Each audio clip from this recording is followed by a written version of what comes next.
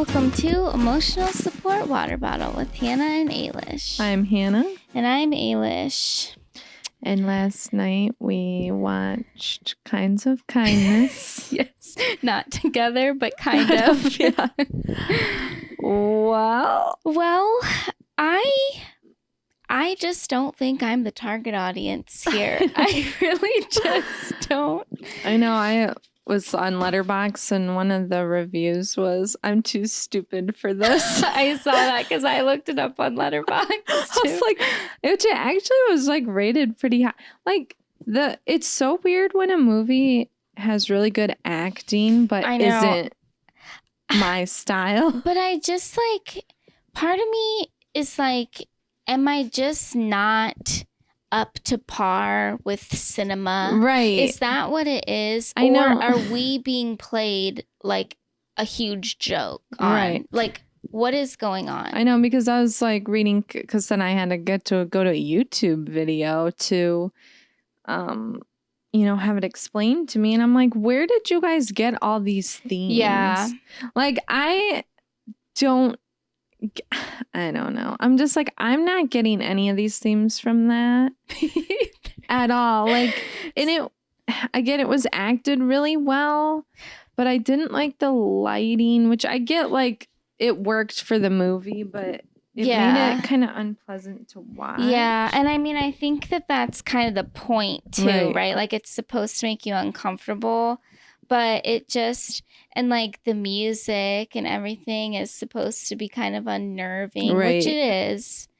But I also, did you know before you watched it that it was actually split into 3? I did know that. Okay. But the only reason I knew that was because I was one of my YouTubers right when it came out in theaters. She talked about it. Yeah, she's like, this film is not going to be for everybody, but I really like it. And then she talked about it was like a spoiler-free one, so I did know that going into it. Okay, because that definitely was not made clear when it was put out, like in the previews that we saw, because I was totally thrown off. I mean, I don't know if it's like a good or bad thing to go into some movies totally raw. Like, I don't know, I didn't look up anything on it, but I know, because for this movie in particular, I kind of wish I would have gone into it. Me too. With knowing that there were themes and to like look for them versus like just watching all this like. Then I could have processed it as I was, instead of just being kind of confused. I mean, Jesse Plemons did a really great job, like you said. The acting, was so good, but the story was... Well, the stories were just kind of bizarre. And actually, when I was like looking up stuff about this movie, like Yorgos Lanthimos... I'm going to butcher somehow. I think I know it's Yorgos is the first name, but sorry that I mispronounced it. I actually have seen a lot of his movies. Like I didn't realize it. Like, I saw Killing of a Sacred Deer. I saw The Lobster. I saw Poor Things. I saw The Favorite. So, I mean, that's like a lot of his. That's sort of like the big ones.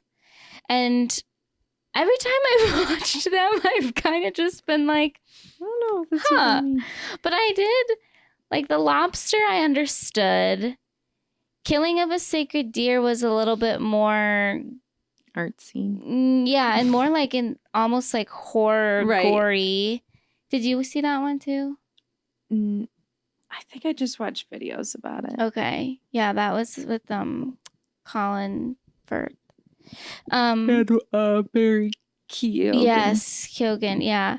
But I thought it was weird when I was watching it, but like I could get it. Yeah, like you understood it. Yeah, but this one I totally was just like, what is that? And even with Poor Things, like I got what we were seeing, but I just didn't really like it all that much. I liked that one, but I just thought there's a lot of like gratuitous nonsense. Well, and I kind of felt like that with this one though too. Yeah, like some of it, like there was when they were watching that and again, I don't know if I just missed something, but the one where they're like watching the like explicit video, the homemade video, I'm like, why are we looking at this now? Yeah, and it didn't.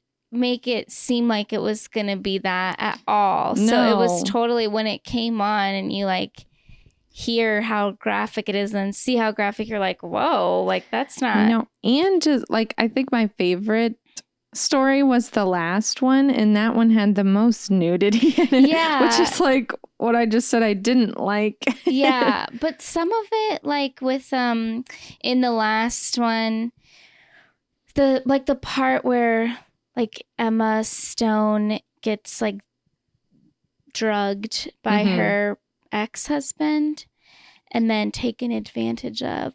I felt like what was like, did that need, I mean, I guess it needed to be because then it went with the like unclean part or contaminated. But I was just like, did it have to be that she was drugged and then assaulted? Right. Like, did it have to be that way? Yeah. And it's not like an overly graphic scene or anything, but it's very, I mean, we know what happened. Right. It just, sometimes that kind of stuff where it's like, let's to show women in these really uncomfortable, painful positions. I'm kind of like, if it doesn't fully add to the story, I'm not really for it. Right. You know, I don't know. It just, it's unique. Yeah. I don't know though. I just kind of walked away with it. Just, wow. Okay. Never going to watch that one again. Did not.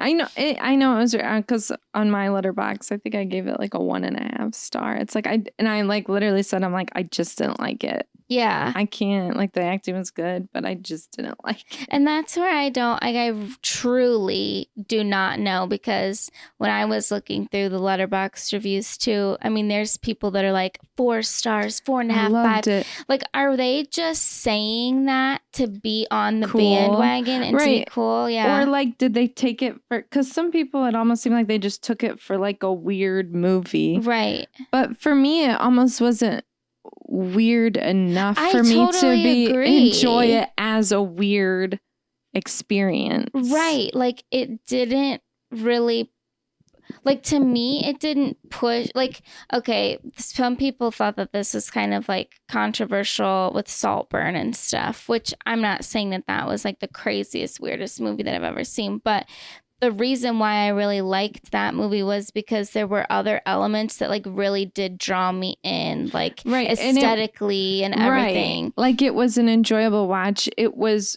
I could sit there and be like, okay, this is a weird movie. Yeah. And enjoy it for that. But this, I didn't enjoy it for being like a weird. Yeah. And is that the point? Right. Like, are we, because it is supposed to be just a movie that makes you feel uncomfortable, but but then everyone's talking about all these themes, so it's like, was I supposed to get all these themes, or was I just supposed to take it for what it was? And maybe I would have liked it more had I not looked up stuff and just took it for what it was. Right. I don't know. I did like how they had that like the RMF character. He did go through the whole thing. I did like that, but yeah, it just wasn't. I don't know. And it wasn't for me. Again, it wasn't something where I would, like we said before, I mean, I could watch any movie with you and it wouldn't be a big deal. But like, would you sit down with even like your husband and be like, date night, let's watch this movie? And I'm like, oh. Like, I know, because I remember I sent you a snap. I'm like, I think I've seen Emma Stone naked more than I've seen myself in just this year. I know. Which is fine. Such a short period of time. But the other thing I wanted to say about that was just, can we talk about the trajectory of Emma Stone for a second? Know. Well, I know. I was thinking that too. And I'm like, well, maybe now that she's a mom, she's like, let's just go. You know, like sometimes when you have kids and get older, you're like, I don't even care what I look like or whatever. I'm just going to go for it. Right. And I don't, but then also it's like you kind of have to do stuff like that now to like stay relevant. But also, nobody's talking about it. I know. That's the thing. Like, people were really talking about Poor Things. Yeah. But with this one, I mean, the only thing I've seen was that dance scene of her. Yeah. And that's the end of the movie. Yeah, literally the very end. Like, and one also, sorry, just to go back, the way it was advertised as a comedy. Yeah, what? I'm like, the only time I went like lifted like the side of my mouth was at the end when Margaret, like it was like Emma Stone did all this just for Margaret Qualley's character to die in this bizarre car accident. Because she's a horrible driver. Yeah. I was like, that I went. I know. It was mildly humorous. I know, and I think that was like I saw the comedy in some of those. I don't know. It was like, for me, the first part was the hardest watch. It was. I mean, I literally fell asleep the first time. I had a really hard time getting back to it, but I did because it was so long. It was nice because it was like I watched the first part and then finished this. Yeah. The second two part. Yeah. The second two went by a lot quicker. Yeah, like we're more like. But also, happening. It's like that movie. It was like 2.5 hours long, right? I think it was almost closer to 3, or maybe 2:45 or something. Yeah, it's just like, what are we doing? What are we doing? I saw some comments too where people were like, it would have been cool to like take one or any of those stories and just like blow it out. Yeah. And just had that be the movie. I agree. Or you could have almost did like a 3-parter thing, but kept them separate. Or, I mean, I think if the first part was a separate movie, we would need some tweaking. Yeah. But it could have been a cool kind of like, almost like Maxine-esque thing where they kind of like dropped them at different times and like, made them totally their own, because there's the characters that are the through line and these alleged themes that are through line.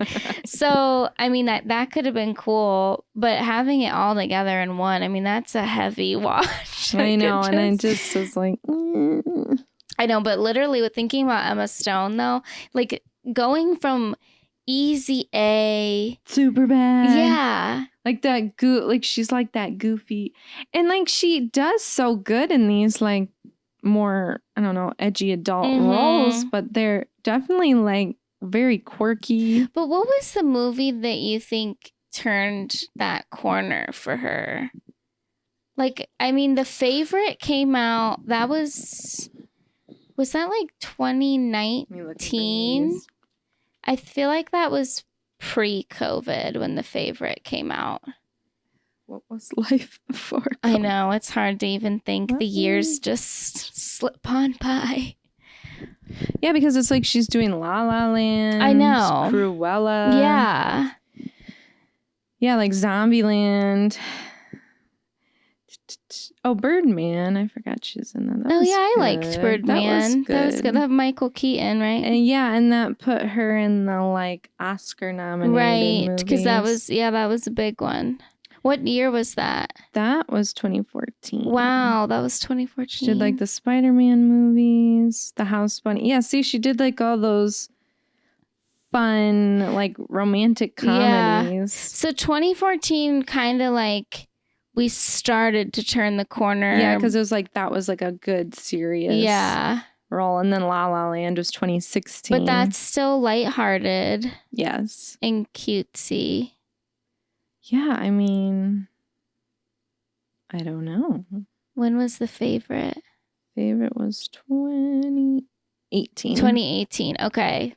So it must have been like right around, because that would have been her first time working with this director.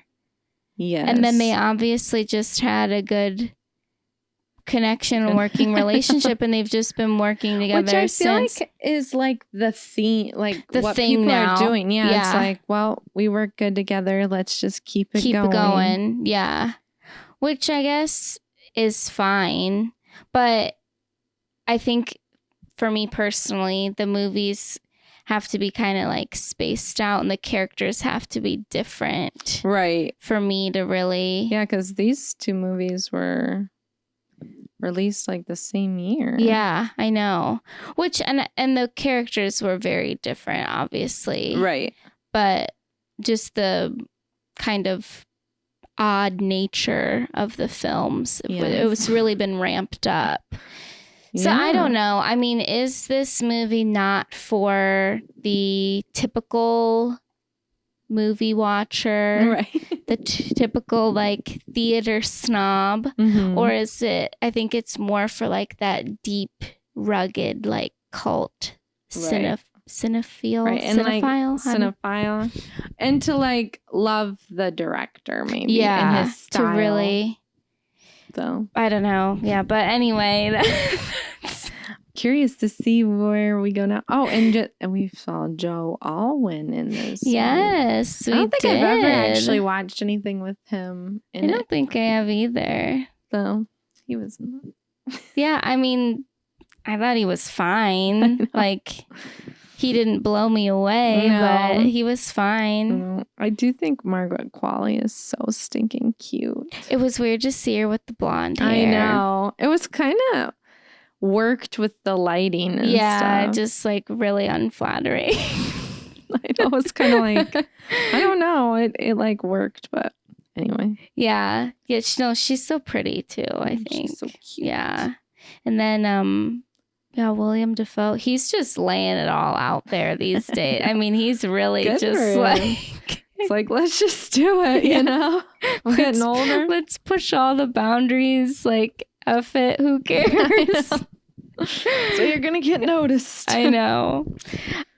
When you brought up Birdman, though, just thinking of, like, movies, too, with Beetlejuice being released. I think, is that for wide release, like, the end of this coming weekend, maybe? Or next week? I don't know. I thought it was like the 9th. I know, because we were like, why is it coming out in I know. September? I still think it should be in October. Me or too. At least late September. Right.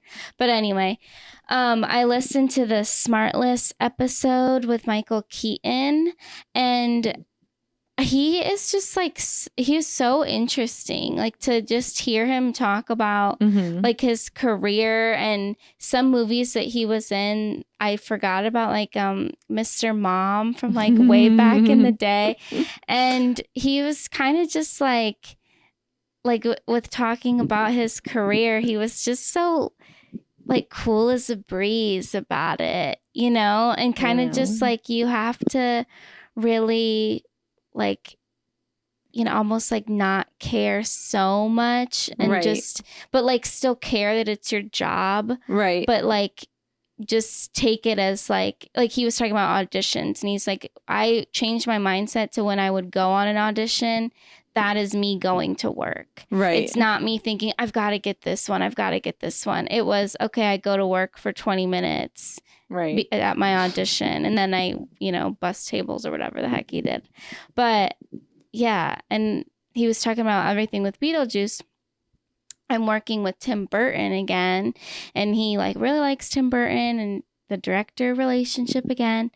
And I guess that they had like kind of worked through and seen different scripts like through many years, and nothing really stood out to them until this one. So that made me feel like kind of, I don't know, I was a little nervous about it, but it makes me feel a little more like, okay, maybe it really is a good story. I know. I was kind of like, when I saw like all the influencers and stuff, like going to see it, and I'm like, actually, that does sound kind of fun to go like see it, the updated version. I love the original, and it just makes you feel like, I don't know, when you like the original so much, you just feel like you're not gonna like the sequel.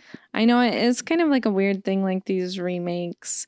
You're like, well, I think if they do it different but keep the same, I don't know, energy or like vibe and stuff, like I think it can work to just kind of have like this more updated version. But then you're like, but it makes you sad too, because you're like, I don't want the old one to get like, go pushed into aside. obscurity. Yeah. I know. You know, the like dad in like the ginger dad. Okay, well, for some reason, I thought that he died, but he didn't. He actually just got into some legal trouble with contacting some underage. Dear. Yeah. So he was Look him up. shunned from the industry, obviously, because that is horrible and disgusting. You can't do that. Yeah.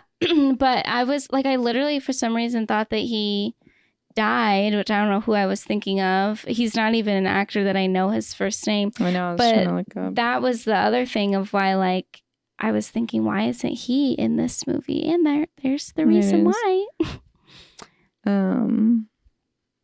Jeffrey Jones? Yeah. The little ginger guy. Yeah. 77. Yeah. So, little creeper over there. Keep him away. He was not asked back. Which is, I don't even know, like, what is the actual premise of the new one? I have no idea.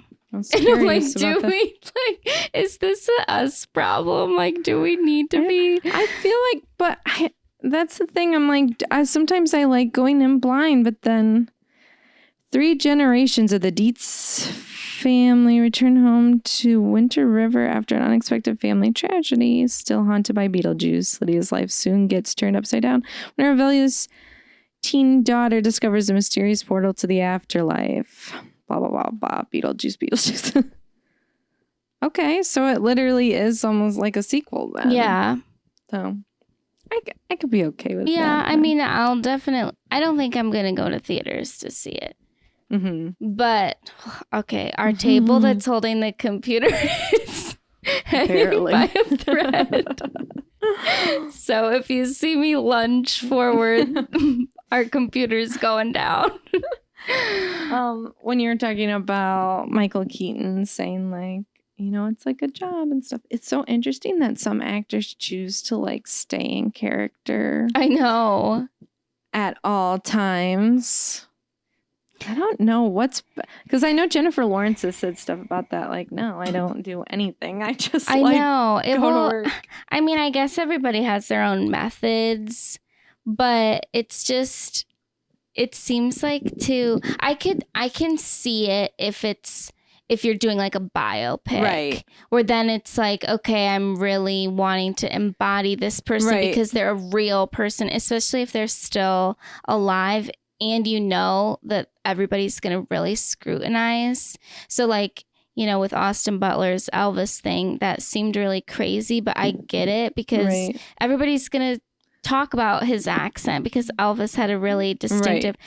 But it just seems weird that you would go home to your family potentially and still be in this character. I know, it almost seems...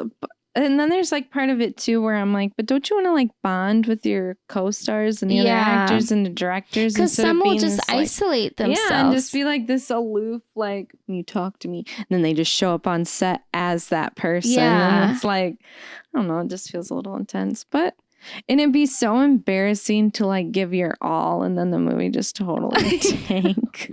Like, ugh. And especially if you went full method and like fully became the character and people were like, that performance sucked. I know, like, this movie is awful. I know. Like, ugh. Anyway. I know. What else? Oh, I did not watch or listen to this most recent episode of Call Her Daddy because I just don't listen to that anymore. I started it. Okay. Well, I saw the clip that is everywhere right now of Katy Perry where she's talking about how she would reward her husband for doing things around the house and she doesn't care about like him buying her material things. He'd rather him help out. And the way that she was just so, I'm like, what role is she playing right now? Because this is getting out of hand. Well, she like, but the thing is, I almost do think that is her being authentic. Like, I do think she is like, it's out of control. Weird. I know, like quirky.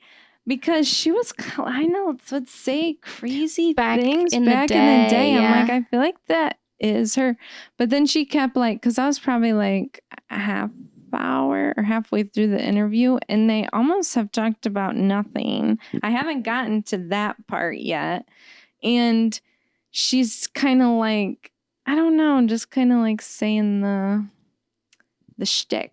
Right. And I mean, she's wearing a tank top that makes it looks like she has her nipples pierced. And I'm just so like, what the heck? Like, she's just doing so much now. I know, but I feel like that is fully her. It's the real her. But it's not as charming as it used to be. No, it's not. And is it because like, why is it she cringing used us to out? be really like kind of like a bubblegum pop before, and now she's not, and it's just turning our stomachs? Or I know, like, why are we so cringed out by her? And like, because she's been kind of like obviously like quiet for a while, years, and then people did not take her new music video well and the song well. And it's like, why is everyone... I just feel like that would be so weird to be like, you were so famous, so successful, and then you come back out and everyone's like, no. No, thank you. Everyone is turned on you. It's like, I'll listen to your old stuff. You didn't need to come back. And that's just such a weird... Like, I can't imagine what that, like, does to these celebrities. I know, and it's... Not that I feel that bad for them, but it's just such a weird... And I don't have, like, this crazy hate towards her or anything either. But, I mean, I think she looks amazing now. Yeah, she does look good. And I was looking at her, too. I'm like, she has her real teeth. Like, it's like nice to see. Yeah, she looks like the best she's ever looked, honestly. But I just... And that one clip I saw, and she's even like screaming, like she's being so loud. And I mean, that's the type of energy too that I just don't know how to handle. Mm-hmm. Like, if that were me, if I were Alex Cooper in that situation, I would be like, whoa, we need to slow down here. I know. And yeah, and like I said, like in the first half so far, I'm like, I don't know, we're not getting anything. What do we expect her to give us? Right. Because it's like, we've heard before how she grew up with like the pastor parents, we know that, and the stricter household and everything, but I don't know, like we've heard that before, like, and she's like putting little things about like obviously being like with Orlando and having a child, but kind of in that like, listen, I know what butts smell like. I've changed a lot of diapers. And I was like, okay. Yeah, I mean, we figured. Yeah, because you're a mom. So, I mean, I'm glad that you're not just using a nanny. Yeah, but okay. I know, it's just kind of like this, I'm a millennial mom. Yeah. I don't know. Is it because that, like, I mean, our generation was kind of the ones that rose with her. Right. And I don't know if she was ever that popular with the younger kids, but is it because, like, now we're older and we're, like, our tastes are changing? I know, or just maybe the way we, like, view women is different now. Like, we want, you know, when we're having, like, these young artists like giving us so much, like emotionally, we don't want just like some California, like I don't know what it is, to be honest. Like, why did we decide? But she does kind of come off to me, in my opinion, like I've been famous too long, and I'm like really out of touch with like real life. Yeah, reality. I know. I kind of feel that way too. And I don't think that being with Orlando Bloom is necessarily helpful, just because not that he has been doing huge things in recent years, but like he had that huge fame too. So it's kind of like they're both kind of out of touch. Yeah. And it's like they're stuck at that age when they were the most famous. Right. And it's just not coming across as well. But I do think, I don't know, like even sometimes with Paris Hilton, it's like I still think she has like a lot of level of fame, but I feel like she just can't capture, even though I think she does it really well, but it's still like, why can't those like celebs, or even we've talked about too when you're like scrolling TikTok and it's like someone you assume that's really famous, you're like, how do they only have like 1,000 views? Like, why do people just not care about them? But then you're like, would I care if, I don't even know, some obscure older celebrity was on? I know, that's the thing. Like for some of the younger kids, like they don't know. Like they literally were born when some of these people were in their prime. I know. And like, I remember I saw this one comment and I like died. They were like, my mom went to school with Josh Hutcherson. And I was like, are you 4? Yeah, your mom? Yeah, like I was like twitching. Like, what? Like, you can't be on this app. You're just a baby. But anyway, yeah, it's like, I don't know. It is weird that they don't know like these celebrities. Well, I think it's weird too. And again, maybe this is just us because we've always kind of cared about this kind of stuff. But like we were really in touch with, like, okay, Brad Pitt, for example. Right. Like we knew about his career, like not every single solitary thing, but we knew his younger stuff. We knew what he was in like currently when we were younger. And then now we know what he's been doing. Right. Like we somehow just wanted to know everything about him, even though we were like around and like cognizant of his fame kind of in the middle of his career. Right. But now it feels like some of the, and maybe it's, I don't know, maybe it's just like people only care about what's happening now and don't like get so into the celebrity anymore. Right. I know it is kind of like a weird thing where, I don't know. Or it's like, did she get canceled for something? Before, well, people absolutely hated the women's world. I know. And it was like, is there something before that we just kind of like everyone decided they hated her and then she came out with this music? Because I know there was like stuff like how she was on American Idol and blah, blah, blah, blah. But it's like, I don't know. Like, where did it come from? Yeah. Did we miss something? I know. Like they canceled her before and then she shouldn't even tried to make the new music. Yeah. I don't know. I thought it was funny though, back when everybody was like, this was meant for the Barbie movie and it didn't get chosen. But what if it did? Right. Like that would have changed everything. When everyone was like, Katy Perry. Yeah. It's like, it's just such a weird, I don't know. I don't know it's just either. such a confusing thing. Like, why do we who do we decide who we like and who do we decide we don't like? It's so fickle. I listened to one of Simone Biles' little books. Oh, I didn't even know that she had books. I'm not sure like what the other books are because I think there's one that's kind of like a storybook like for kids, but this one was That's Courage cute. to Soar. Yeah, but then there was like another one and I wasn't sure what it was, but anyway, this is the one I got. It was cute. I think it was just because obviously she's not that old. Yeah. But I can't remember what year this came out, but she was talking about like the Rio Olympics was kind of like where it ended when she got the twisties. And it was was Rio, was that when everything happened with the one coach, or was that before that? I think everything that happened with the coach was before that. Like when it came out? It came out before that? Okay. I think. She did not talk about that at all in this book. Wow, that's interesting. I mean, I can see why, but... yeah, that was not in there. So I'm actually not sure on that timeline. Yeah.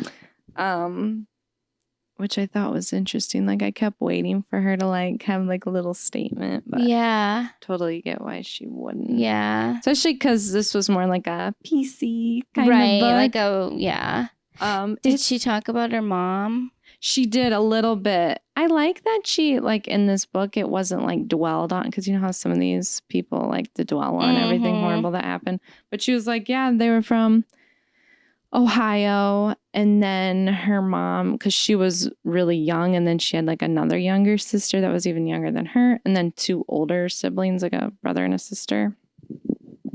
And basically she's like, she called her by her first name. She's like, I don't really know her. But what ended up happening was the kids were basically like neglected, and then the neighbors called. And then so they ended up taking the kids to foster, and then her grandpa found out that they were in that. So then they took all the kids to Texas.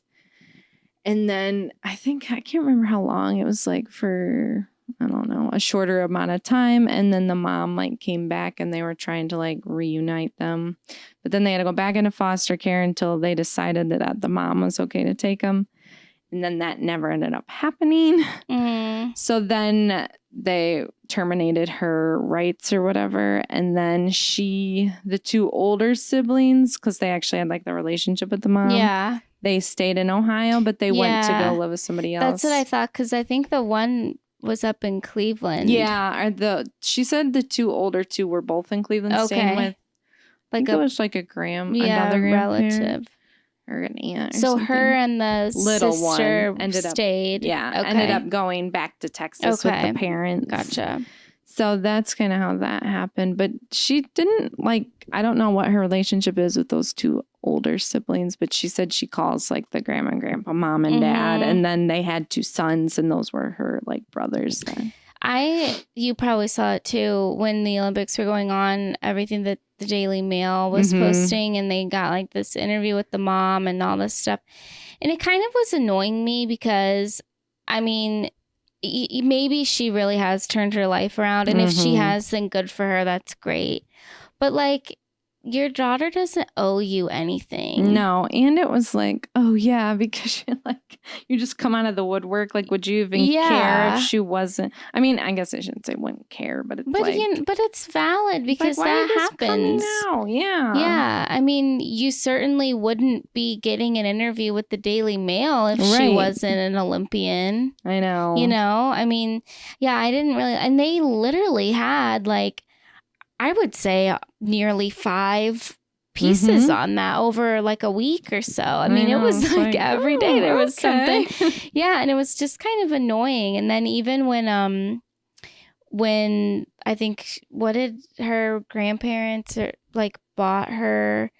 Did they get her like a purse or a car or something after the Olympics or something? They gifted her something this time. Okay. Yeah. And then I think she's like made a comment about it or something, and then people were like, oh, well, no, you know what, she can buy whatever she wants, and they can gift her whatever they want to gift her, and she doesn't need to give that money to anybody else. And they literally supported her gymnastics career like nobody's business. And that is not an inexpensive sport either, you know, or a sport that you can lax on. Right. At one point into it, they ended up like, because there's like a whole thing with the gym and the coaches and stuff. They ended up making their own gym for their daughters. Really? Yeah. To like continue this. Yeah, it definitely, super supportive. Yeah, family. they're very like, dedicated. Crazy. And she just seems like such a, she didn't narrate the book, but the girl who did narrate it sounded like so much like her. I was like, I almost wanted to double check like that it wasn't her. Yeah.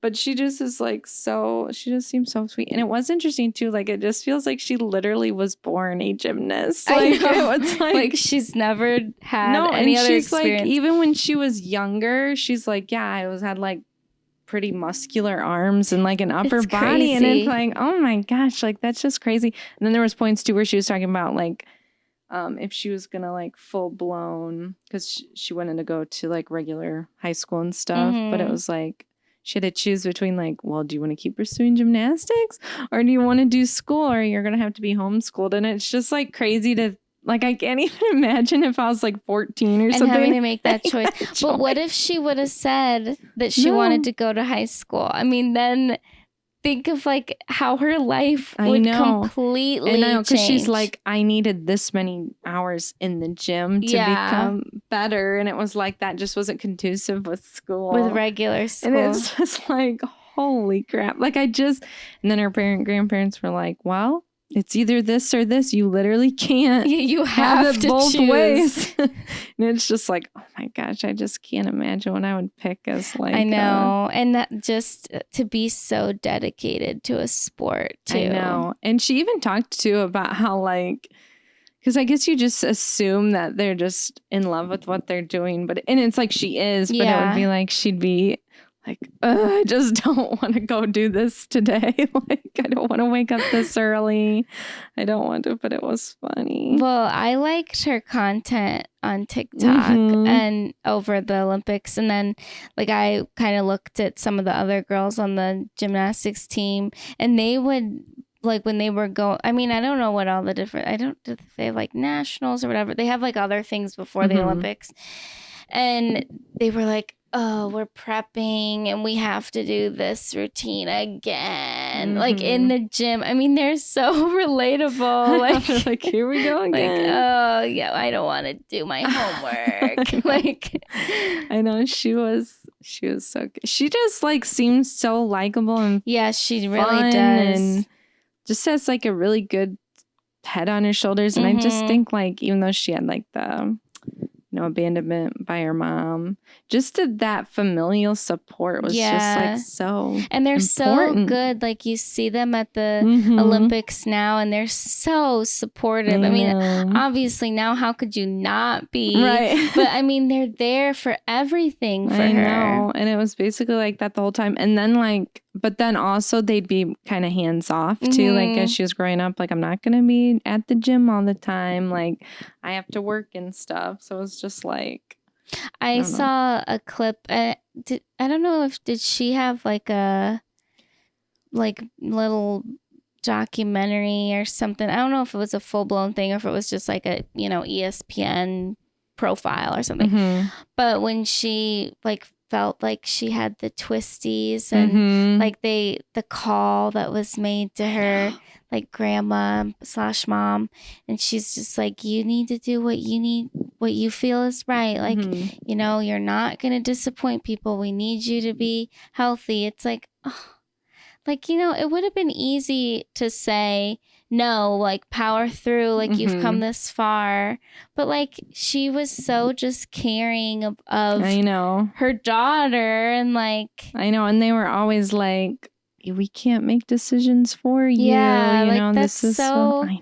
That's just very wholesome. I know, it was so sweet. And she was talking about the first time when she got to like call them mom and dad. Aww. And it was just so, and she's like, she was just so giddy. Oh, that's cute. I know, it was so cute. And then she was talking about Sue, how she has like friends that she's kept over since she was younger.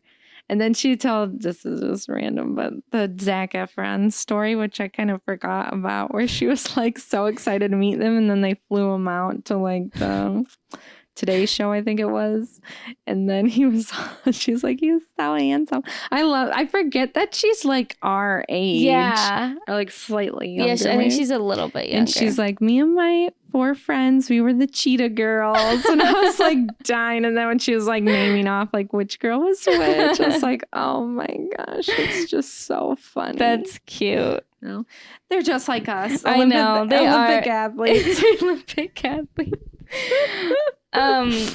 Thinking about like just new stuff in television. I didn't watch any of The Bachelorette this season because I just no longer care. But I guess that just like they had the After the Final Rose last night or 2 nights ago maybe. And there was like drama where the guy that she chose, like he ended up breaking up with her and they're no longer engaged. Anyway, don't really care about that. I just wanted to say, how are we still doing shows like this and expecting people to be on here with pure intentions? I know, it's just people. Literally, I remember there was that Charlie that was on Vanderpump was doing some interview. This was a while ago. And she's like, just naming off all these people that were on like The Bachelor and stuff that were her friends. Yeah. And the interview, I wonder if that was Nick Viall or something. But he was like, how do you know so many people that are on, like that are gonna be contestants on the thing? And it was just like, so it's literally just these LA people.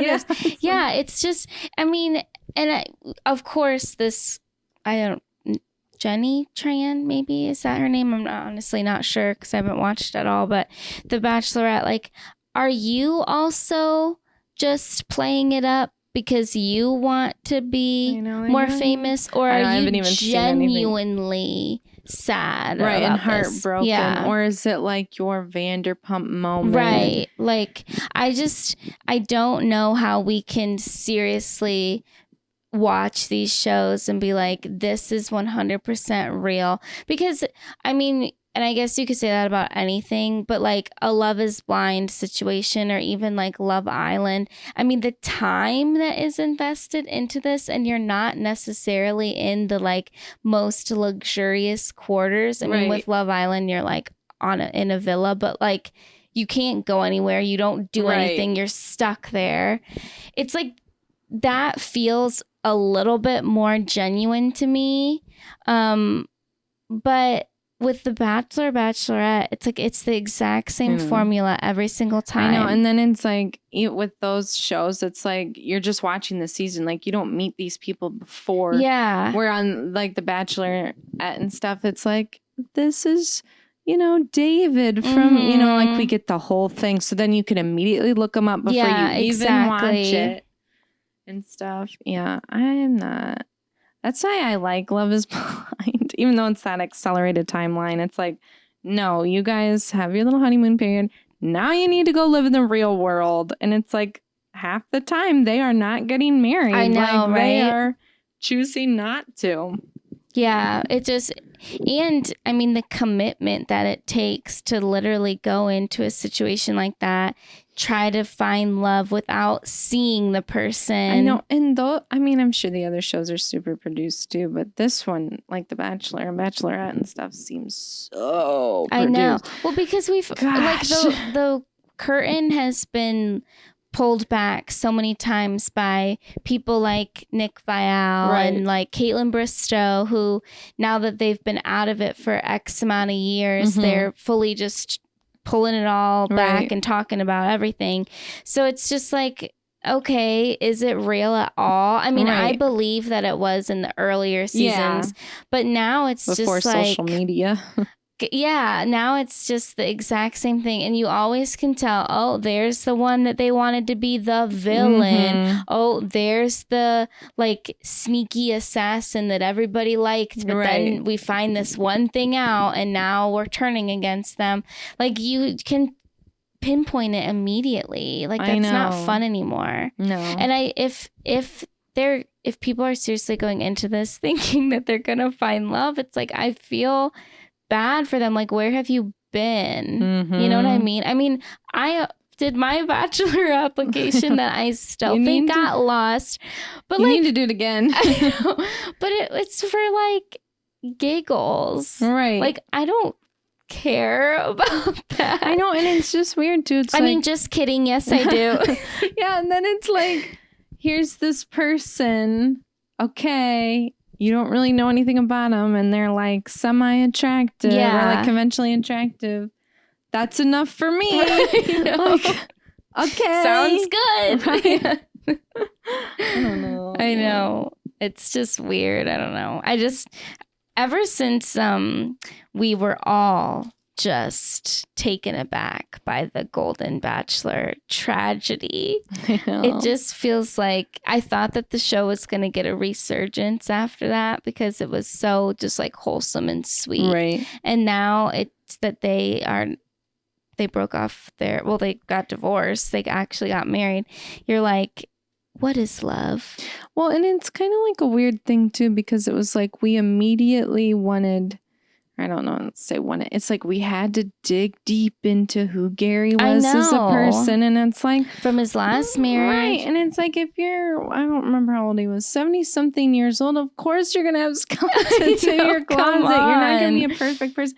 It's like, we're so want to just rip someone to shreds. I know. The minute you put him up, and it's not even just for him, it's just like in general. How are we supposed to even have reality stars anymore if you're like, well, they were at this sorority and they're, it's like you just can't. Yeah, when we dig, you can't enjoy it anymore because they're out there on the internet just sleuthing away. It's like, she cannot be perfect or he cannot be perfect. We'll pull it all out.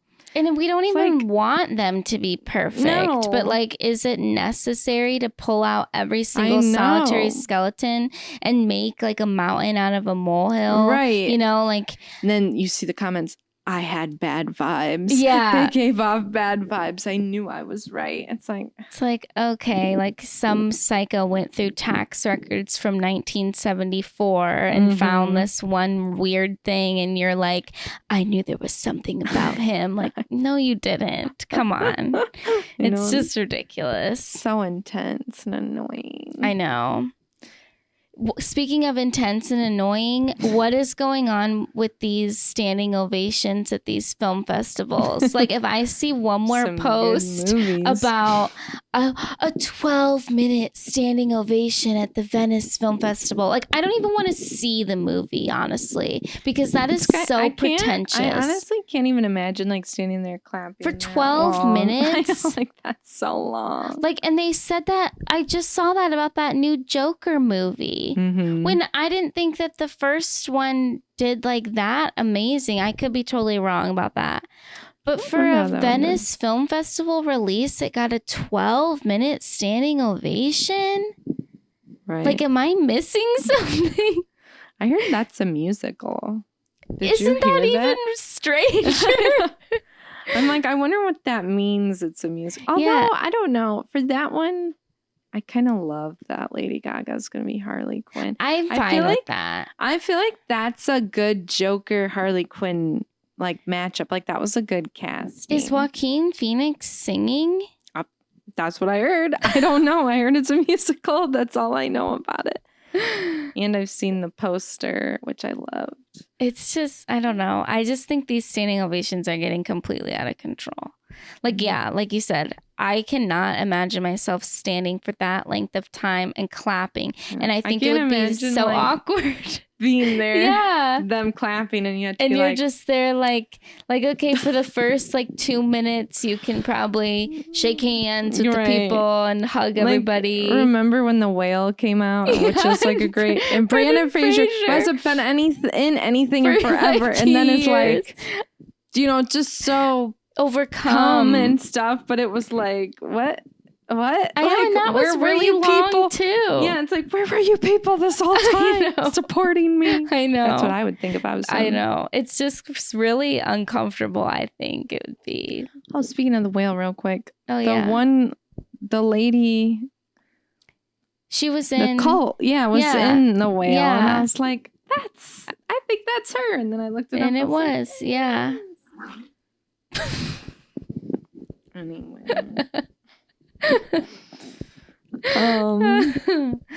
I just wanted to say one other movie that I watched. Yeah. I watched that Incoming. What's that? New like raunchy teen comedy on Netflix. What? And I haven't even seen this. The kid from The Black Phone is in it. It's kind of a cute kid. What is the premise of this one? Basically in the same formula. They're going into high school, but he likes his sister's best friend. And then there's a party. Hold on a second. For a second, I thought you were going to say he likes his sister. And then it reminded me of since it was September and somebody had a thing about like this step sibling love. And it brought up Life with Derek. And it was like a montage of all the sexual tension with step siblings. And it just made me laugh. Anyway. These are biological siblings. Anyway. So that was the formula. But that Lauren,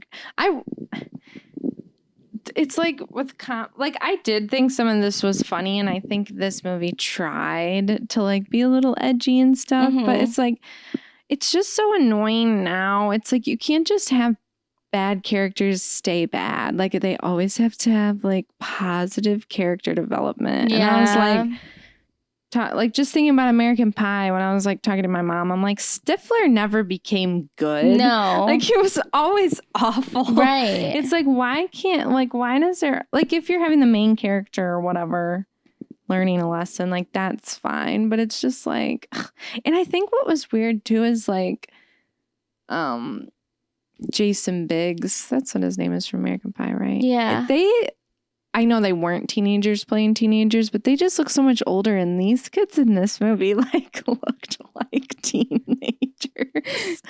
Are they actually? I bet they were, but it was just like made it like weirder. Yeah. Just to like watch. But there was still some funny parts in that. Lauren Gray was in it from TikTok and Musically. Oh, yeah. And I was like, this was like a because at one point she's like the popular girl and she gets super drunk, and then two of the characters, like she thinks they're her Uber. Oh. She like gets in the car and she was like just super drunk and sloppy, and she ends up like pooping herself. Ew. And I was like, oh my gosh, like I would have been so embarrassed to do that role. I mean, she was funny in it, but I was like, oh, cringy. so, yeah, but I don't know. I just feel like we can't have super bad anymore. No.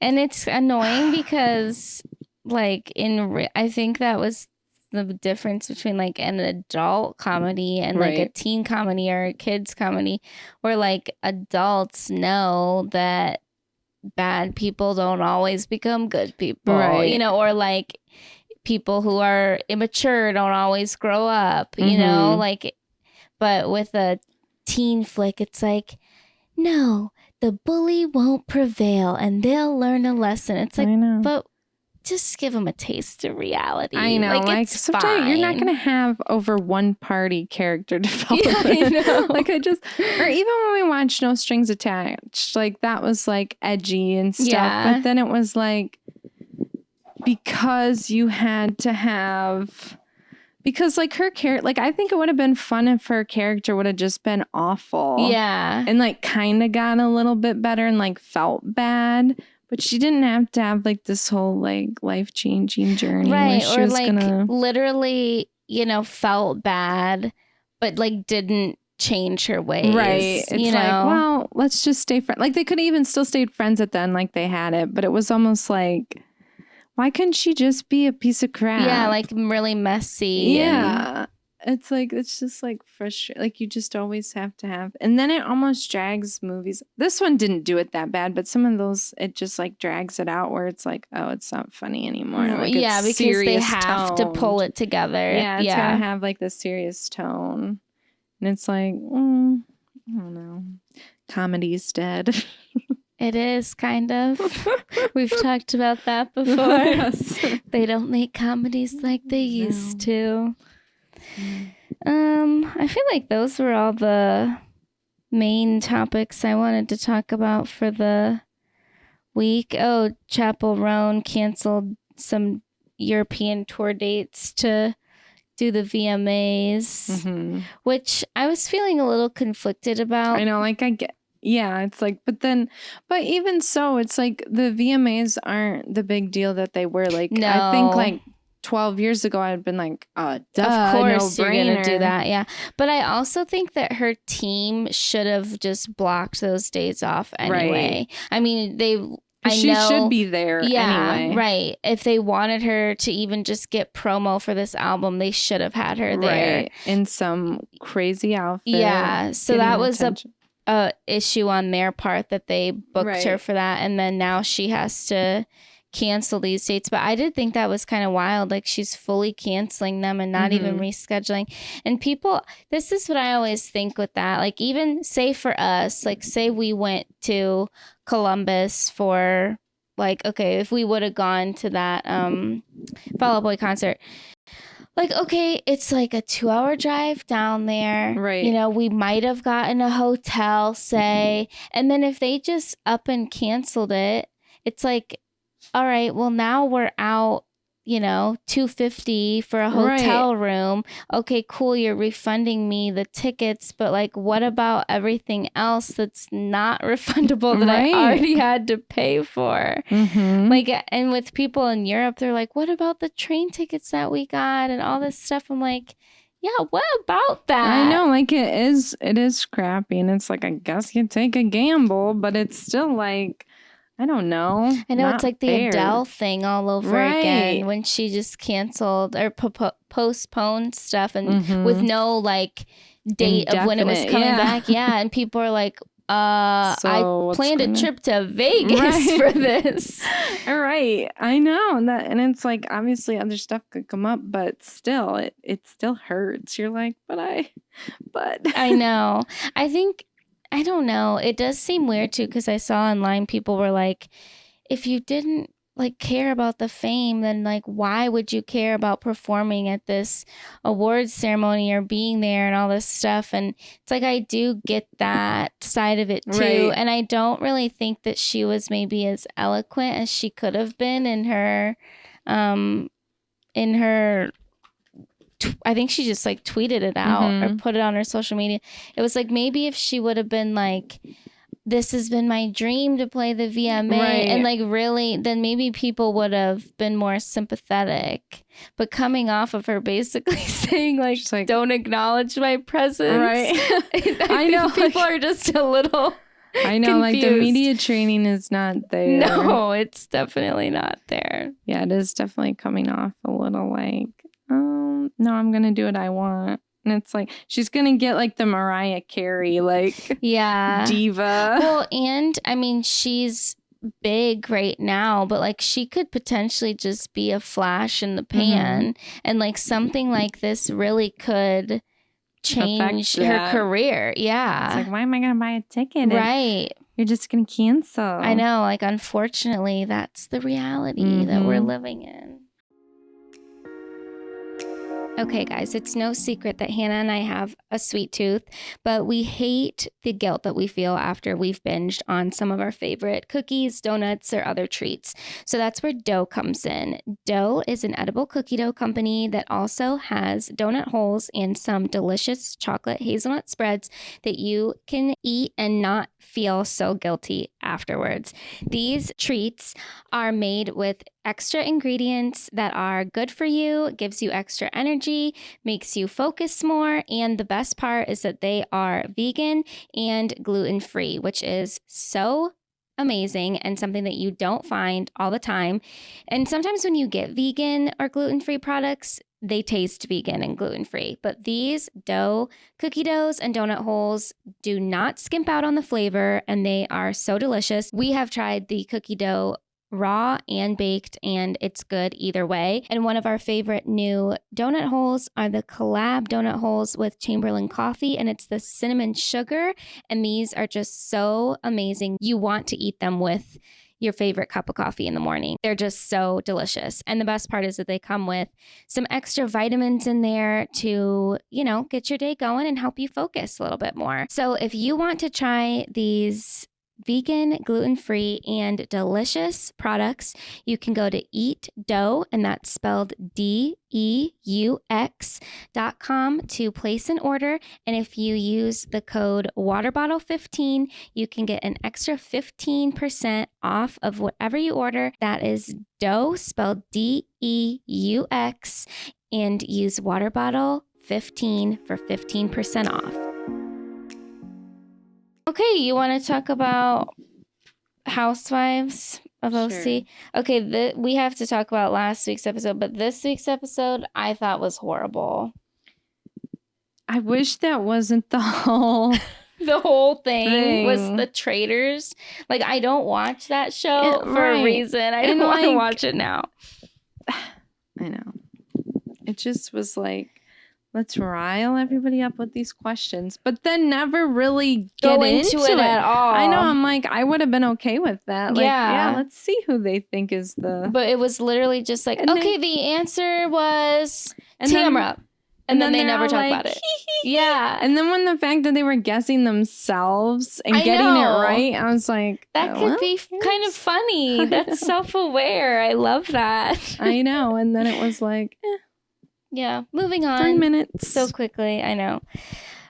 So last week they woke up off after their trips. They were still at the Big Bear and wherever they were for that house. I don't even know. And this is where we get the phone call from Johnny J to Alexis. And this is where everything kind of hits the fan. And she's like, talking about the videos again and that they're really gonna, like, this is the last straw kind of.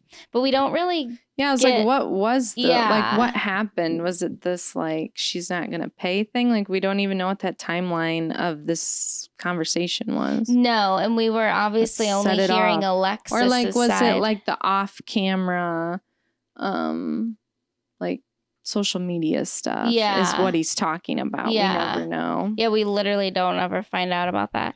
I do find it a little weird with...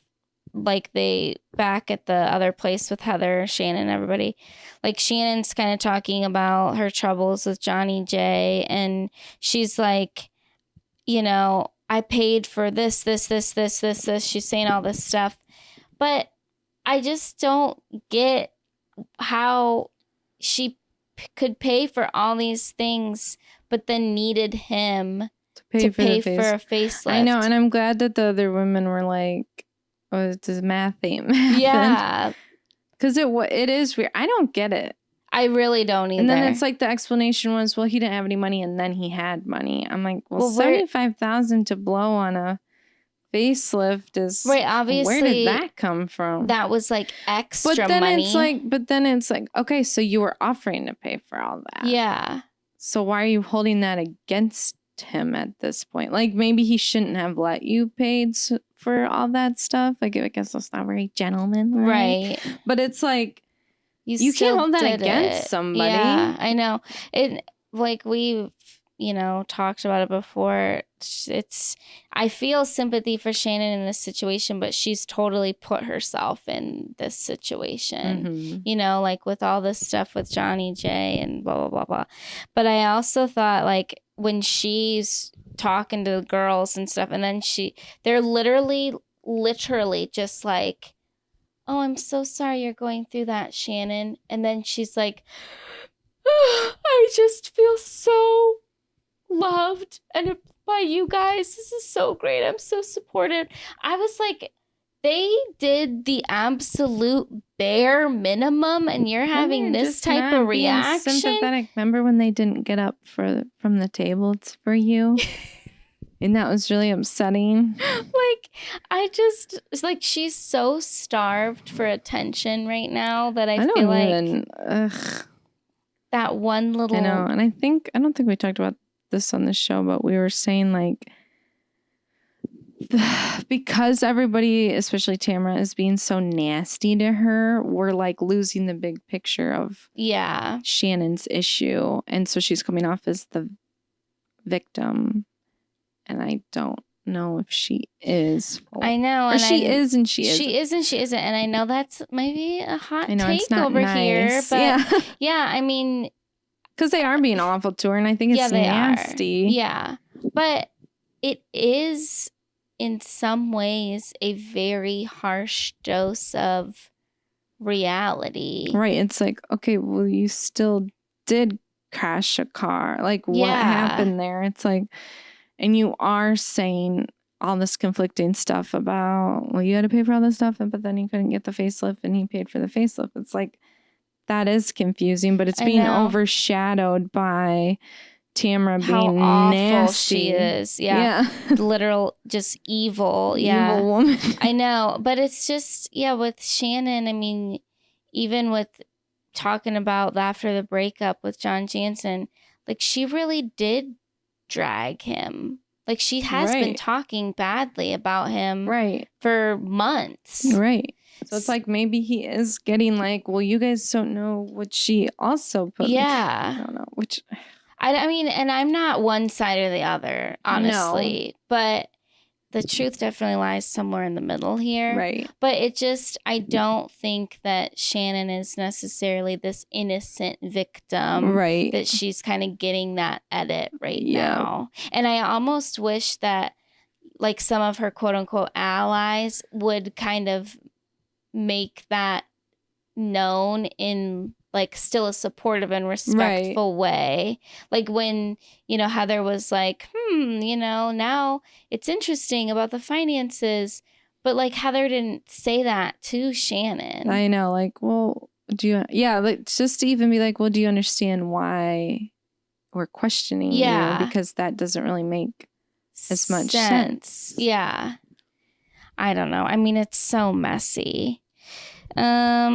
I don't know. It's been so long to like go through this stuff now. Gina and Emily get into their fight. They again do like a Heather is the queen of everything montage, which is just so tired and I'm so just sick of it. But then Gina just like full on spirals into like self-deprecation mode. And I'm just like so over that. Like, okay, Gina, like again, you found yourself in a pickle and you don't want to deal with it. So you're just saying everybody hates me. I know. I'm the worst. That's so annoying if you're in a fight with somebody and they're like, well, sorry, I just suck. I know, especially like if they are genuinely one of your friends. You're like, what are you supposed to say to that? No, you don't. Yeah, and then it turns the whole thing, and then they're like, well, I just feel... Then all of a sudden you're apologizing. Yeah, I know. Like, that's so annoying. Alexis counsels Katie about Heather because Alexis and Heather are friends, which I always forget. What are so scared of Heather for? I don't know. Can she throw, like, I've never known of her getting someone fired, but I don't know. I know. Again, it's like, does she have more power than we realize? I know. But I mean, I think if we were on the show, we would get along with Heather. I know. I'd be buttering up to Heather. Well, because I would want to reap the benefits that Heather can provide. Yeah. But there's nothing where I'm like, oh my God, I'm scared. Right. Like I've never seen her be like that villainous, but who knows what's going on. It was just weird that they also all love to be dramatic. Up on people. I know. And then blah blah blah blah blah. The video footage stuff. Like, I do believe that there is some footage, and like we kind of talked about it a little bit last week. We were both flabbergasted when they said like what this alleged footage was. And just so casually said it. Yeah, Katie just said it as if she said the sky's blue. She almost hit the daughter. I was like, rewind. What? Yeah, I couldn't believe that. Me either. And then I'm like, whoa. Yeah, I could not believe they actually said that on camera. When they have been so elusive about what these videos are. Yeah. Because at first I thought it was just going to be like them like fighting. But Me I'm too. like, oh. Yeah. And now it's out there. But I haven't really heard anyone talking about it. No, that's the weird thing too. I'm like, that kind of feels like a big deal. We dropped the bomb. Right. And it's like if they were trying to stop her from leaving, like that's kind of a big deal. I know. Right. And that's like a completely different narrative. Like they were trying to stop her from driving away when she was impaired. Right. Yeah. I mean, that's a big... Yeah, I don't know. That it's weird that totally hasn't been talked about at all. Tamra and Shannon meet for lunch, and this is kind of where the episode wraps up. And I mean, this is where it's like I don't think like, yeah, Tamra has done some terrible things, like sober and drunk, in the duration of this show, but like. To me, it should be a like very sobering, pun intended, I guess, event, like what happened to Shannon. And to me, it is on a different level. And it's not like I don't like the narrative that Shannon's an alcoholic. Like, I don't think anybody should be saying that. I don't think we should be playing into that in the media and everything like that. But like, it should be something where you evaluate what you're doing with your life. And if you're using alcohol as a crutch, you know, or even if you like were in the heat of the moment, angry, you still got in the car. Like, I think like I need to control my emotions more. Like, that's what led you to leave, probably. Yeah. I don't know. Just being completely erratic. Right. That's why it's so annoying that Tamara can't be like, what are you going to go get a drink? What are you going to do? Right. It's like, can you have a productive conversation so we can actually conversate instead of making Shannon like the ultimate victim? Right. Because, and I do think that Tamara probably does like know more than we do because they have had such a long-standing friendship. Right. But the way that she's going about it is just totally out of line. I know. And we're missing the point. Yeah, it totally makes you look past all that and be like, oh, poor Shannon. I know. That's like, so unfair. She's being such a devil. Yeah. I mean, she literally is. She is being I know. the I think devil. I even sent a picture of her with devil horns. Yeah. It's so fitting. Like, she is. So then, you know, they have this conversation. Shannon gets up from the table and walks away because that's how she's handling things now. But she goes right into the bathroom to talk to producers, which I'm like, okay, Shannon, like, are you just collecting yourself or are you trying, like, why are you talking to the producer? Like, I thought that was weird. And that's always Shannon's thing now. I know.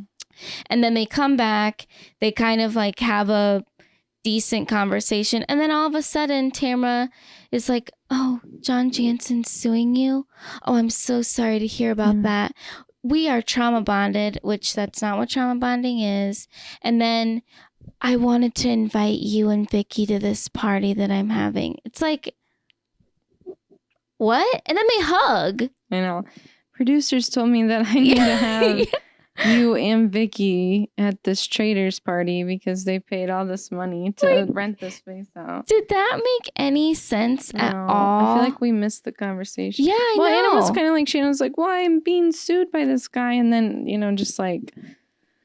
or like face value, or like, ugh, that's such a nightmare. Yeah. So it's like, what can you even say to that if you're sitting there across from the table from her? You'd have to be like, well, I guess we're done talking. Right. Yeah. And especially since they did go through that with, in the past, but it's just, that annoyed me. I'm like, okay, I guess everything's fine now. And then we move into the next episode and we have like a mini Tres Amigas reunion. And I'm like, okay, I guess everything is fine now. Like, what is going on? Oh, it's so dumb. I know.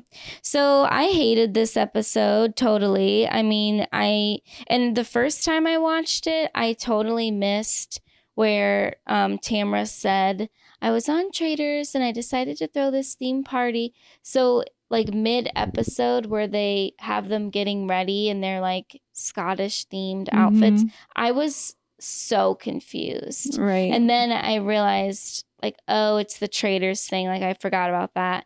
But like, it was so just dumb. Like, did Peacock just need to be the plug whole episode? Yeah, did they just want to plug like who from this cast is going to be on and future then seasons? Watch what crappens was like the show, like they're not it's not on right now. I know. Like, that's so what are they promoting? Because it would make more sense if it was on Tamara's right now. season on right now, or if it was even just on right now. It just isn't at all. So that was dumb. But Tamara says that she's going to host this Traitors themed party, but not invite Alexis, which is just weird because I thought Alexis was her BFF now. And all of a sudden, she hates her. Yeah. She's just pretending to like her because she wanted to irritate Shannon. Like, the flip-flopping is just so hard to keep up with. Shannon gets that breathalyzer installed in her car, and she's having some major issues with blowing into it instead of humming. So that was all kind of like a funny little Shannon physical comedy bit. Right. I didn't know that those were like that. Me either, especially that you had to continue to like blow, which I guess like makes sense if you're like driving. Oh, I blew into it, now I can just chug this while I'm driving. It's just like, ugh. I think I rather, because wasn't it 6 months? I'd rather just take the 6 months. I know, like, it's inconvenient, but like, where do you need to go? Especially, I mean, I know that she's always like talking about being like cash strapped or whatever. She could afford to get Ubers wherever she needed to go. I know, or like a friend, your kids. I just feel like for us, it would be different because we have to go to like jobs work every and we day. have no public transit. Right. So, but for her, I'm like, come on. 6 months would go by pretty quickly. Literally. Yeah. And I'm sure that she has some sort of assistant that and could it's like, do stuff for and her. it does suck. Like, yeah, of course it does. Is it the end? Like, I would much rather just take the 6 months. Instead of like this, like, I'm going to do this wrong and get violations. I'd be so nervous about that. Mm-hmm. So she gets that, and then we go to, a typical housewives trope. We have Jenn and Katie doing yoga, and of course, it's just all turns into lame jokes about their sex lives, which is just so tired. And Katie pulls the ultimate housewives trope where she says, if you have a husband that looks like Matt, then you're doing it 2 times a day. No, you're not, Katie. I know, like, cut the nobody crap. Is. Just stop. Nobody is. This is so ridiculous. I know. And like, no offense to her husband, but he's not somebody that I'd be like, oh my God, like, yes, he is worth it. Like, I mean, I don't even remember what he looks like. I thought he was like average looking. He didn't blow me away. And I feel like, was it this episode with the daughter? With Katie's daughter? Yeah, I don't know. I just keep getting uncomfortable with those like really intense, like that's an intense situation that I don't think needs to be on camera. I agree. Yeah. Unless you want to talk about it later. She's literally signing over to get her name changed to her stepdad. I'm like, I don't know. I just feel uncomfortable. I know. And did you feel like her daughter, whose name is Kylie, that she was almost like too comfortable in front of the camera? Like, it almost seemed like she had done this. Right. Like, I don't know if I would have came out of the gate as a teenager talking about something that serious, but teens are different these days. Yeah. Or like, maybe she has a social media presence too. Yeah. And it's like, she's used to it. Extension of that. Or maybe she wants to get into the industry, so she's just practicing. I don't know. I thought that the like parallels between Tamra's daughter and Katie's daughter were kind of interesting, but I don't see them genuinely being friends. No. The only thing, I mean, I guess that would be like fun for the camera, like, oh, the moms and the daughters. Yeah. Okay, yeah, the divorce thing was kind of, I did like her and Jenn talking about the divorce though. They're difficult divorces. And this is what I do like about like a new cast member, like being vulnerable and honest about that kind of stuff. It is endearing. It makes you care about them a little bit more. Right, and like I'm sure that's so relatable for so many people. It is crazy that Jenn got married when she was 21, and like when she was about to walk down the aisle, she's like, something's wrong. Like, I don't think I should do this. And her family was basically like, too bad. Well, you're pregnant. We're all here. Yep. So yeah, that kind of sucked. And then the fact that she said she tried to leave like multiple times. I'm like, oh my God. Like, I'm glad. Well, I'm sure people are still like that, but it's just like, I can't imagine telling like my kid or anybody that, my friend that, oh, too bad, you're pregnant. Right? Like, I mean, that's, I don't know. Yeah, that's some heavy stuff right there. Just for some backstory, like Shane and Emily have their conversation about Emily's history and her youth and like why she's kind of projecting stuff from her experience with her mom on poor Jenn that literally it's insane. Has nothing to do with any of that, but Emily maybe needs to work that through in some therapy sessions. And then the whole rest of the thing was this stupid Traitors party. The only positive things from, I like laughed out loud when Vicky and Shannon were in the car and Shannon's trying to tell Vicky about the lunch and Vicky's like sending like a voice memo and she's like, just let me know when you're done. Like that was funny. Vicky totally miss chaotic Vicky. I know, I do too. It was so chaotic. I know, all the time she was just, my love tank is full. I still talk about my love tank, and I hate that nobody knows that reference.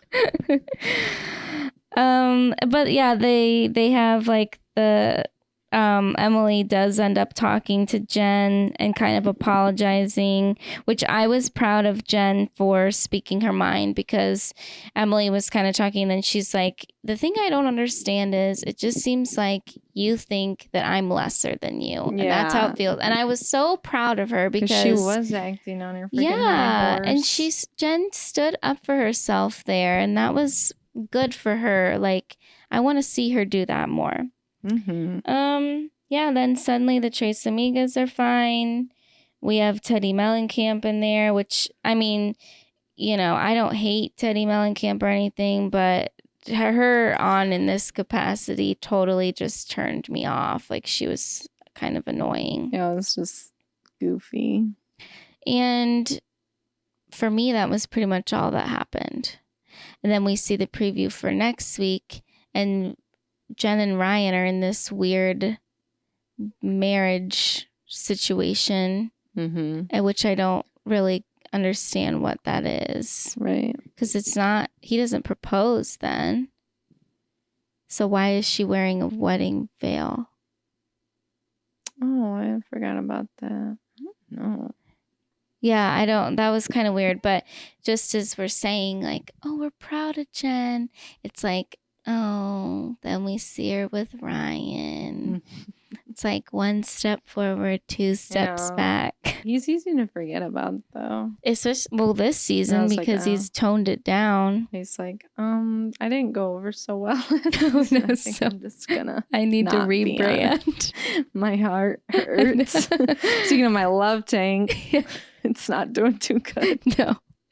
Well, he tried that merch, remember? He totally failed. It's like I don't feel bad for him, but just when people, like anybody, just has such a flop, it's just so like the second. It's so hard. Yeah, the second embarrassment. It's like I feel bad. It's like, all right, I'll buy something. I feel You're gonna so get bad. like what was it? I don't even remember. I think it said like just dick pics on the hat. It's just like who was gonna buy that? It's just like so crude. Like it didn't land the way. And he just is slimy. He definitely came across that. Literally, when he was like, yeah, I have my kids on Snapchat. I don't know how. It's sent to everybody. So you sent that to your children? Oh, gosh. Like, that is so Except for that's how it happened. Yeah. You sent that to a girl you were trying to hook up with. Oh, God. So gross. Yeah, so it seems like next episode, at least, we're going all in on Ryan and his shady past. We're going to be back to being mean to Jenn. Yeah. It's like, It's like, come on, poor Jenn. Just give her some support. We should be trying to build her up as a woman instead of cute and precious and naive. Naive and innocent. Like, that's the thing. I know. She legitimately doesn't know. I know. She's so sheltered. Poor thing. Can you imagine living a life like that? I know, like, part of me is like, that's kind of nice. To not have to worry about anything. Unaware and unbothered. But when things go bad, you're like, screwed. But then she also, like, doesn't really care. She's still, everything's fine because she has the backup of her parents and now Ryan. Yeah. Yeah, it's just, I don't know. We'll see how that unfolds. I know. I do feel like when those girls were being like hard on her about that, like never having a credit card, blah, blah, blah. There's a lot of America that is like that. Oh, for sure. Like, I know that sounds crazy to them. Like, why aren't you a strong, independent woman? But it's like, there's so many people. Yeah, like even people I know that. No, yeah, the Midwest. Yeah, it's like, that is just, there's not a ton of people that like do it on their own in like rural America. Yeah, or small town America. Yeah. So the whole world isn't in Orange County, ladies. I know. Like, and that's why I think it's frustrating coming from Emily. Yeah. Because I'm like, while I do understand where she's getting from with like her past trauma, and like I get that it might be hard for her to relate to Jenn, why do you have to berate her and humiliate her? I know. It's like, okay, well, you guys grew up differently. Yeah. It's like, it's just like she's mad that Jenn had more of like a cushy life upbringing, in that way. Yeah. And it's like, well, she can't help how she was raised, and it sucks that you had a worse experience, but like, well, that's she doesn't have to have a bad one. Yeah. I mean, and it sucks for her right now, and there's no reason why you need to make it worse. Literally. So, yeah, we'll see how things go. I guess I keep saying next week, but it's actually this week. Tomorrow, right? Thursdays. Yeah, I think it. I always like end up watching it like Saturday morning. I know. So I don't actually know when it like comes. I think it's Thursday. But I know that's a show. Well, just sometimes when we watch these shows, like I wish that we could watch them together, but it's just not, we can't do that. And we don't have the team behind us to edit. I know, and the turnaround time. I know, or even just like if it was on Wednesday night, like we could film this and then just watch it. Yeah. You know? But whatever, it doesn't really matter. Well, for my recommendation. Oh wait, before we do that, should we announce our next book club book? Sure. I think we have, but oh wait, did we? I think so. Did we last week? We've talked about it a couple times. Whatever, can't remember. Just remind everybody. Well, yeah, a reminder that we are going to be reading Rebel Wilson's book. Is it called Rebel Rising? We're going to be reading that, and hopefully, end of September, beginning of October-ish, we will be giving our review and discussing. So I would recommend, guys, if you haven't gotten on the wait list for the audiobook. It's a hot ticket. Yeah, you might want to just sit this one out. But yeah, it took us a long time to get this book because we literally, as soon as it became available, we both requested it. But anyway, so yeah, that's what we're going to be doing. So if you're able to get a hard copy, read along for sure. And then I wanted to recommend, if anybody has issues with, scheduling times with friends, Hannah and I busted out our calendars. We did a physical calendar. Yep. And we scheduled in all the fun fall activities that we wanted to do this year. And honestly, this was the way to do it. I know. Like, and it's subject to change, but it's just like, let's go instead of being like Thursday. Oh, good, we could get tickets. Yeah, I know. We wanted to do, we planned it out. We want to go to the Mansfield Reformatory. There's a Saw escape room we want to do. There's a Renaissance fair that we just bought our outfits for, so we are 100% committed. I know. We should buy our tickets too. I know we should buy those. They're like cheapish. I know. I wonder if the prices go up the closer you get. I don't know. I never mind. I'll tell you off camera. My outfit shipped. Oh, see, I haven't looked at mine yet. I just got an email. I saw another dress, and I kind of want to like just order an extra because I'm worried that this one's not gonna fit because I wasn't sure. Oh, I'm scared. Yeah, I'm nervous. No, and then this other one that I found, which isn't as pretty, but it has like a corset tie back. Oh yeah, those are cute. And I was like, maybe that can give me a little wiggle room to loosen or pull. But so I might do that. I don't know yet. We ordered just from Shein. I know, we're scared. I honestly don't think I've ordered from Shein. Well, when I forgot I ordered our Halloween costume last year. And I think I should have ordered a bigger size in the skirt because I was sucked into now, was that your normal size that you would have picked? I can't remember.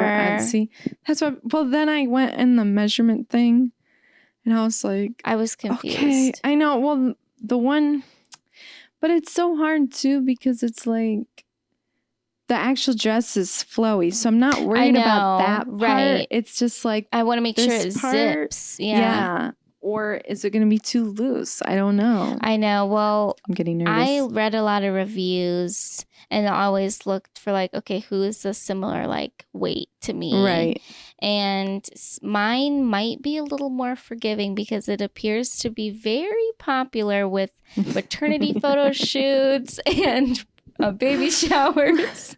So I could totally see it for that. I mean, all the pictures that were posted, it looked cute on all the women. So, and I ordered the butterfly hair clips and a butterfly like necklace. Did you get that from Shein? Yeah. Okay. I mean, they were literally like $1.50. I know. So I know because I was going to, but I'm like, I want to see the dress first. I have a couple things like for my hair on Amazon. Anyway, whatever. Yeah, anyway, so we'll definitely be talking about that more as it gets closer and we'll document it. It's going to be fun for us regardless. We'll make it fun. I know. That's what I was thinking. I'm like, I don't know. I was getting kind of jazzy about it. It's just fun to dress up. And if all else fails, we can just say that, like, we can hit the bars and be like, we're homecoming queens. And I'll totally believe it.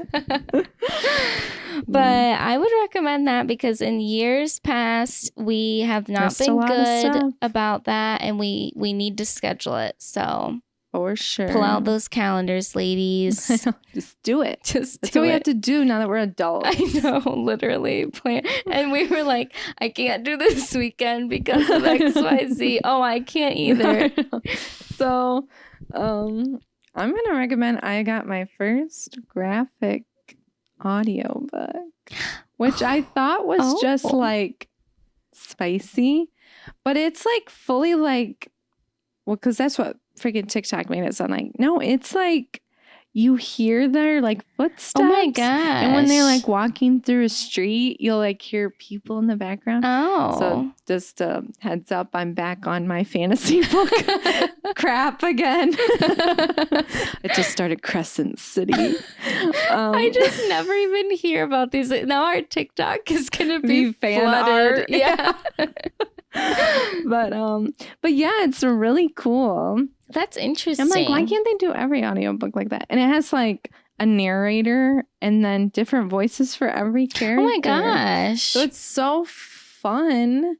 And if anybody has recommendation for me, like to get graphic audiobooks or which ones? Is it spicy or not? I don't know what this series is. But because when you say graphic, it seems you're like, and even when it started, it's like, this is a graphic audio experience. Like, what? I can't remember what else it says. I was like, huh? Scared. Yeah. What are my ears about to hear? But it was so cool. It was like knocking on the door. That's interesting. And it sounded like if the one character was talking through the door, it was like kind of like muffled. It's like immersive. It is. I'm like, that is so cool. Yeah. Well, you just have the perfect job for audiobooks. Like you can just blow through them so fast. I know. I can't do it. I can listen to music. I can't do podcasts. I know. Well, then when I was like, for our characters, I was like, oh, I forgot about the Caraval series, which I liked, but it was definitely more teen based, but it was good. And the audiobook for those were good because it was like because the whole scenery and everything, it was just such an immersive world. And I'm like, man, that would have been cool as the graphic audio. I think our little costumes will be good though. I know, I think so too. I think it worked out good. I'm like, that's perfect. Yeah. And in those books, I did like them, except for the only thing because the first book is through Scarlett's perspective, and then I didn't know the second one is from Tella's perspective. Oh. So I was like, wait, you're like, what?